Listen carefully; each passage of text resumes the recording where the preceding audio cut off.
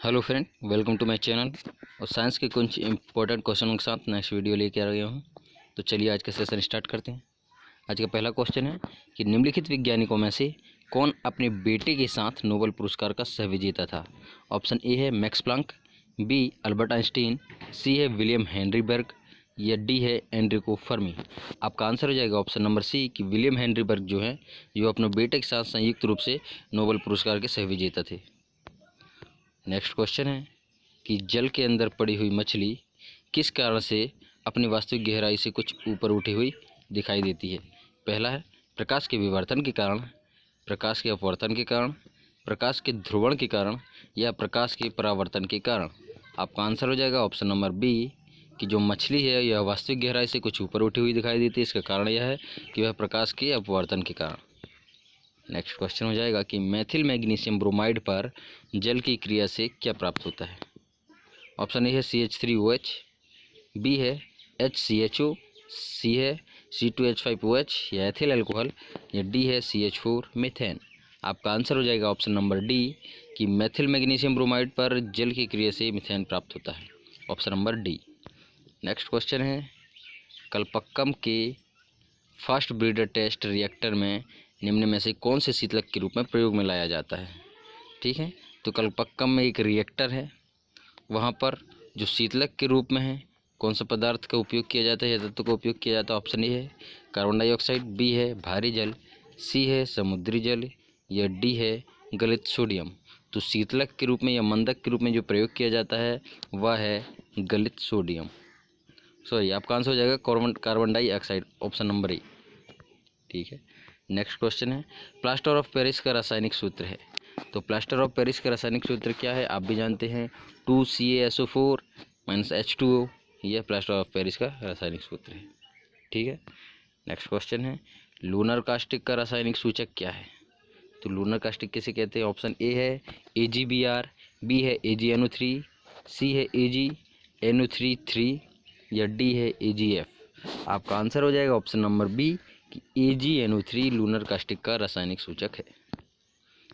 Next question है कि निम्नलिखित में से किसके आणविक सिद्धांत प्रतिपादित किया था। किसने आणविक सिद्धांत प्रतिपादित किया था। ऑप्शन ए है बेंजामिन फ्रैंकलिन, बी है मैडम क्यूरी, सी है अल्बर्ट आइंस्टीन या डी जॉन डाल्टन। आपका आंसर हो जाएगा ऑप्शन नंबर डी कि जॉन डाल्टन ने आणविक सिद्धांत का प्रतिपादन किया था। ठीक है, नेक्स्ट क्वेश्चन है कि एक उत्तल लेंस की फोकस दूरी 0.2 मीटर है, इसकी क्षमता होगी। Option A +2 dioptre, B -2 dioptre, C -4 dioptre या डी +5 डायोप्टर। आपका आंसर हो जाएगा ऑप्शन नंबर डी कि इसकी क्षमता होगी +5 डायोप्टर। नेक्स्ट क्वेश्चन है कि शनि के छल्ले किसके बने होते हैं। जो शनि ग्रह है उसके छल्ले किसके बने होते हैं जो आसपास रिंग दिखाई देती है। ऑप्शन ए है गैसों और बादल, बी है बर्फ़ और चट्टान की बड़े टुकड़े, सी है वायु और तूफान या डी है उपग्रह। आपका आंसर हो जाएगा ऑप्शन नंबर बी कि शनि के आसपास जो रिंग जैसी आकृति दिखाई देती है वह बर्फ़ और चट्टान के बड़े टुकड़े होते हैं। Option number B.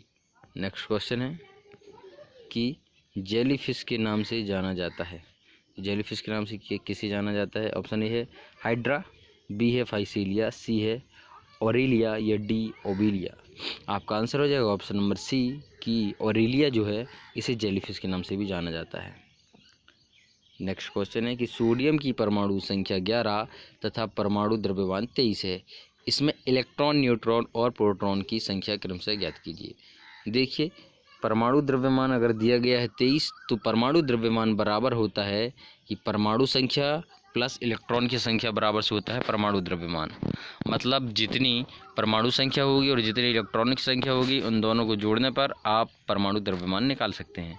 तो यहाँ परमाणु द्रव्यमान 23 दिया है और परमाणु संख्या 11 दी है, तो इससे आप इलेक्ट्रॉन की संख्या निकाल सकते हैं। तो इलेक्ट्रॉन की संख्या कितनी हो जाएगी, 12 हो जाएगी। ठीक है, अब इलेक्ट्रॉन की संख्या 12 हो गई तो न्यूट्रॉन की संख्या कितनी होगी, क्योंकि न्यूट्रॉन की संख्या और परमाणु संख्या समान होती है।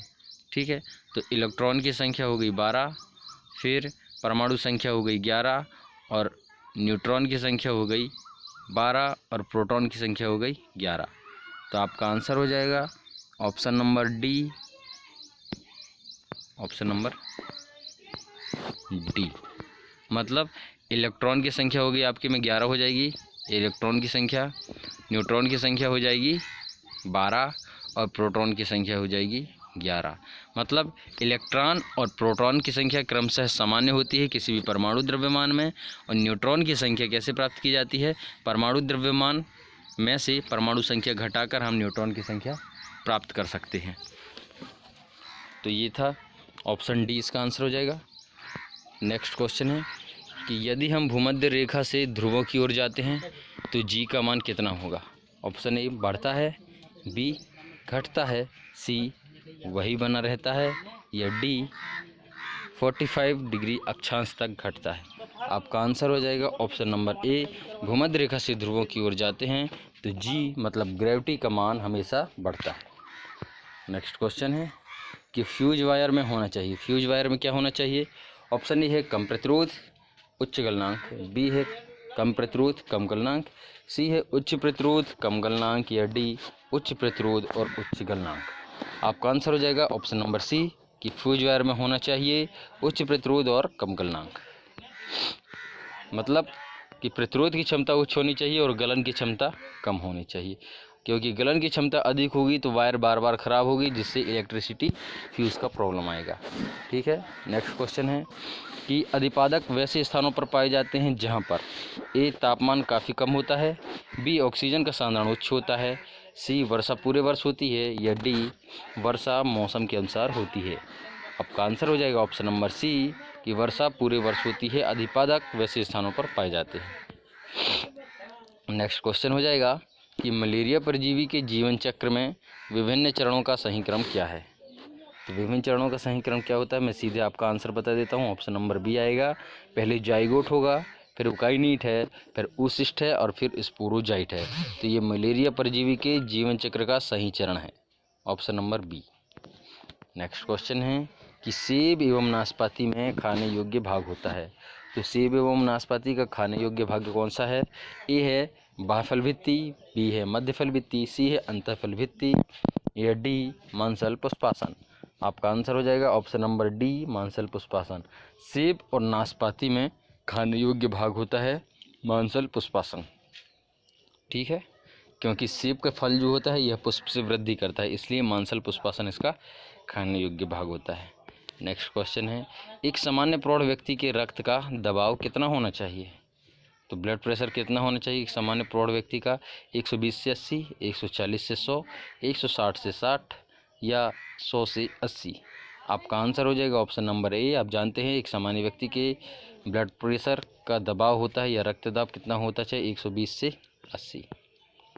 नेक्स्ट क्वेश्चन है कि एल्यूमिनियम के संबंध में निम्नलिखित में से कौन सा कथन सही नहीं है। ए है एल्यूमिनियम हाइड्रोक्साइड प्रकृति में एम्फॉर्टिक होता है, फिर बी है एल्यूमिनियम प्रकृति में स्वतंत्र अवस्था में रहता है, सी है नाइट्रिक अम्ल एल्यूमिनियम पर कोई प्रभाव नहीं डालता है, या डी है गर्म सांद्र गंधक अम्ल एल्यूमिनियम के साथ SO2 देता है। आपका आंसर हो जाएगा ऑप्शन नंबर बी एल्यूमिनियम प्रकृति की स्वतंत्र अवस्था में रहता है।